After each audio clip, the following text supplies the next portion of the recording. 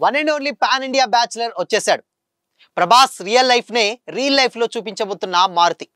అటు రాజాసాబ్ ఇటు spirit darling fans కి డబుల్ బొనాంజా. ఇంతకీ pan India bachelor double bonanza ఏంటి? హవెలు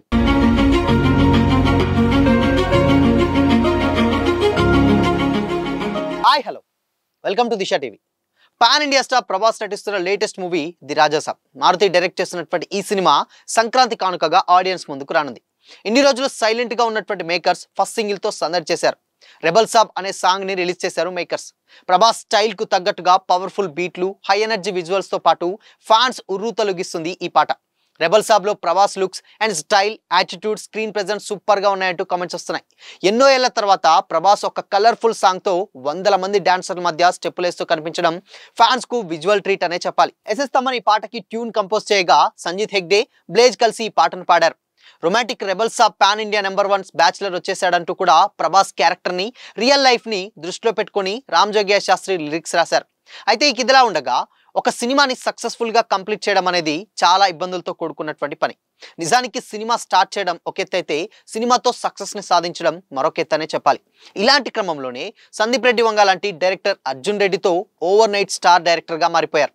ఇక ఆ తర్వాత రణబీర్ కపూర్ తో చేసినటువంటి యానిమల్ సినిమాతో మరోసారి తను స్టార్ డైరెక్టర్ గా ఎలివేట్ చేసుకున్నారు. ఇక ఇప్పటి వరకు ఎవ్వరికి రానటువంటి గొప్ప గుర్తింపు సందీప్ రెడ్డి వంగకు వచ్చింది. సినిమా ఇండస్ట్రీలో సత్తా చాటుకుంటున్నటువంటి డైరెక్టర్లు మాత్రం చాలా తక్కువ మందే ఉన్నారే చెప్పాలి. రాజమౌళి తర్వాత ఆ రేంజ్ సక్సెస్ ని సాధించిన డైరెక్టర్ సందీప్ రెడ్డి వంగ కావడం విశేషం.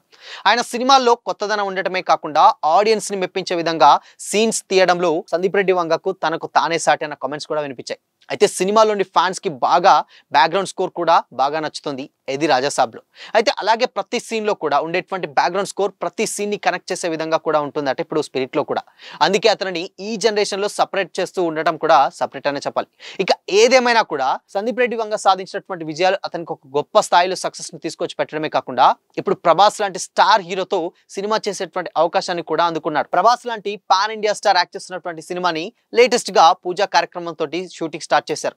మెయిన్ గా సందీప్ రెడ్డి వంగ అభిమాన హీరో అయినటువంటి మెగాస్టార్ చిరంజీవి చేతుల మీదుగా ఈ సినిమా షూటింగ్ స్టార్ట్ చేయడం అనేది నిజంగా చాలా గొప్ప విషయం అనే చెప్పాలి. సందీప్ డైరెక్షన్ ట్రయల్స్ లో ఉన్నప్పుడు ఎప్పటికైనా తన సినిమాని చిరంజీవి చేతుల మీదుగా స్టార్ట్ చేయించుకోవాలనేది ఒక డ్రీమ్ పెట్టుకున్నాడట. అందువల్లే స్పిరిట్ సినిమాను చిరంజీవి చేతుల మీదుగా స్టార్ట్ చేయించినట్లు కూడా తెలుస్తుంది. అందుకే తనని చీఫ్ గెస్ట్ గా ఇన్వైట్ చేసి మరి ఈవెంట్ ను గ్రాండ్ గా సక్సెస్ నిలిపే ప్రయత్నం కూడా చేశారు. అయితే మొత్తానికైతే చిరంజీవి సైతం తన అభిమాని కోసం వచ్చి సినిమాని స్టార్ట్ చేయడం అనేది నిజంగా అతని గొప్పతనమైన చెప్పాలన్న కామెంట్స్ కూడా వినిపిస్తున్నాయి.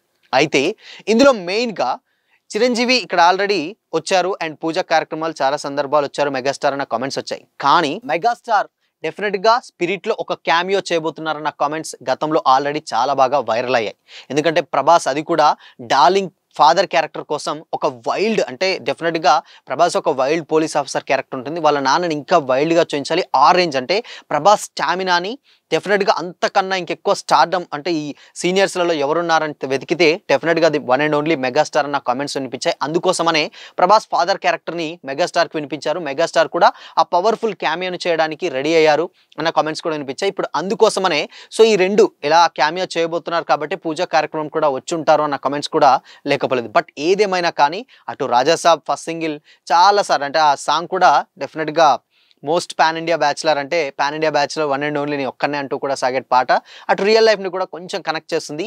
బట్ ఇక్కడ స్పిరిట్ అక్కడ రాజాసాబ్ రెండు కూడా అంటే ఇటు జనవరికి వచ్చేస్తుంది. జనవరికి రాబోయే ముందే ఇక్కడ స్పిరిట్ సినిమా కూడా షూటింగ్ స్టార్ట్ అవ్వడం డార్లింగ్ ఫ్యాన్స్ కి అయితే నిజంగా ఇది ఒక డబుల్ బొనాన్జా అనే చెప్పాలి. స్పిరిట్ పై అండ్ రాజాసాబ్ పై మీ ఒపీనియన్ ఏంటి? కామెంట్ చేసి చెప్పండి.